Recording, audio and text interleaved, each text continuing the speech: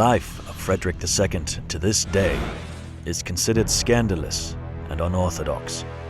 His unyielding temperament and lifetime struggle with papal power led to numerous brawls within the country, granting him the nickname of an Antichrist. Ironically, despite being excommunicated fourfold, skeptic King Frederick II met his death peacefully among the habits of Cistercian monks in 1250, what forever ended the line of the House of Hohenstaufen. The king's death threw the country into a stupor, universally called the Great Interregnum, the time when no king could achieve enough recognition to consolidate the country's holdings under one ruler, leaving Germany in a state of permanent civil war for almost 20 years. The tide of this 20-year-old dismay changed when the biggest beneficiary of Germany's disorder, Count Rudolf von Habsburg, used his wealth and connections with the abbots to make himself a firm candidate for the kingship.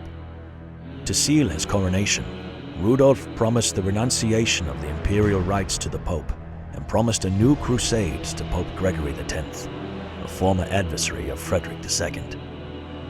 As a result, Rudolf I of Germany was crowned in Aachen Cathedral on the cold day of the 24th of October, 1273. However, another candidate for the throne, Ottokar II of Bohemia, never acknowledged Rudolf's election.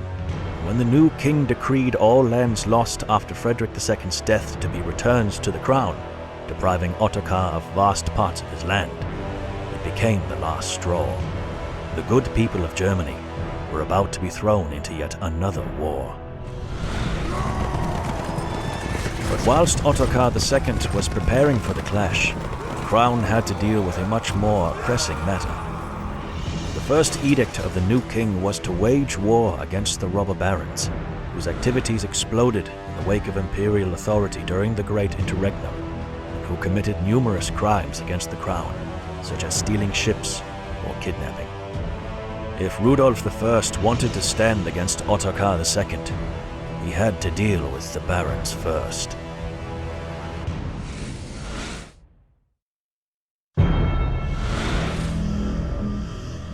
The bodies of Rudolf's adversaries bled out on the floor, making the red carpet he desired. The Raubritters' heads were speared up, creating a morbid admonition. Whoever stands against the crown will live with an axe over his neck, because some people understand only violence, and the only way to impose rule is a power play.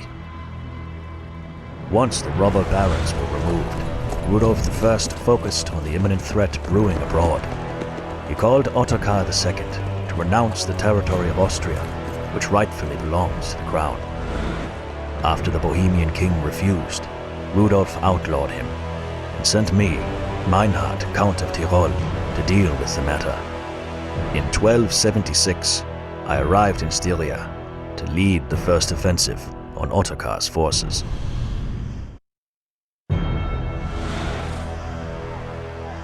The triumphant soldiers thrusted their swords into the earth, marking the land for the king.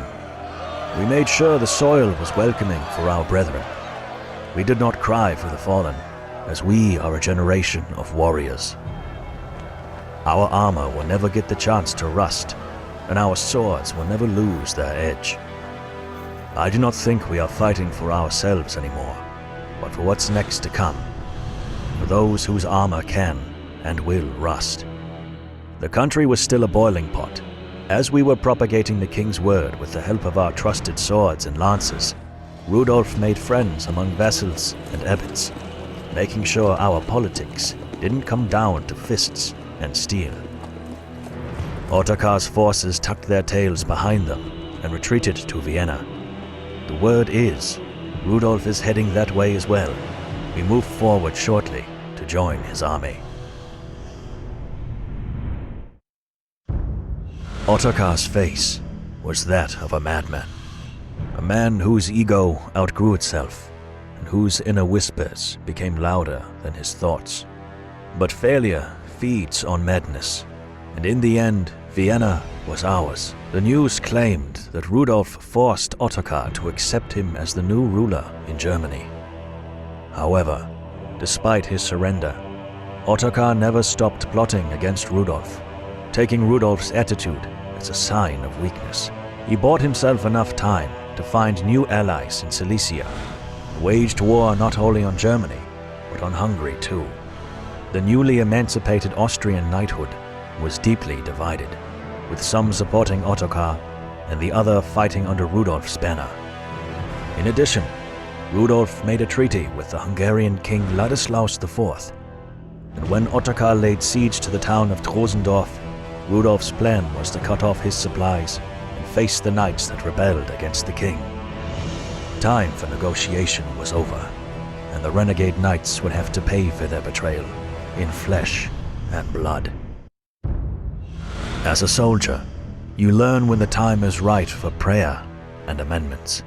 You feel it in the wind and in your bones. The birds sing a different song. Even I crossed my hands in prayer for the very first time in the last few years and ordered my armor to be squeaky clean. No soldier wants St. Peter's hands to get greasy by the mud on his shield. On the 26th of August, 1278, we set off for Durenkrut, where the fate of the soldier's generation was about to be sealed. Rudolf boldly decided to face Ottokar's army in the open-pitch battle of Morava Basin, where his freshly made peace with Ladislaus IV would be tested.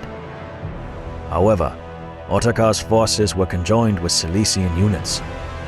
At this moment, I think we were all aware of the significance of that battle.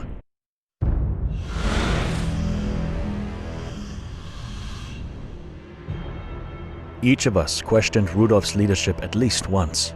We were tired of all this rousting, but our doubts were dispelled the moment he took control of the cavalry.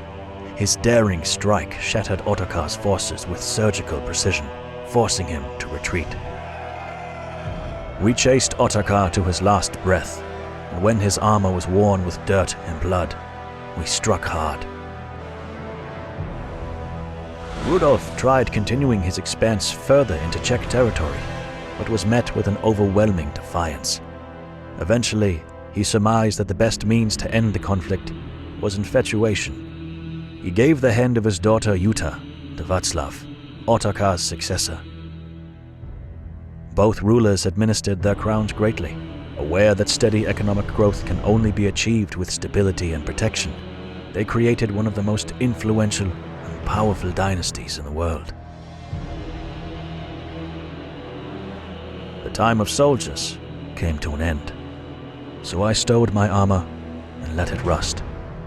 Can't say it was easy to adapt to the new way things were, but I must admit, living outside of a thunderstorm has its bright sides.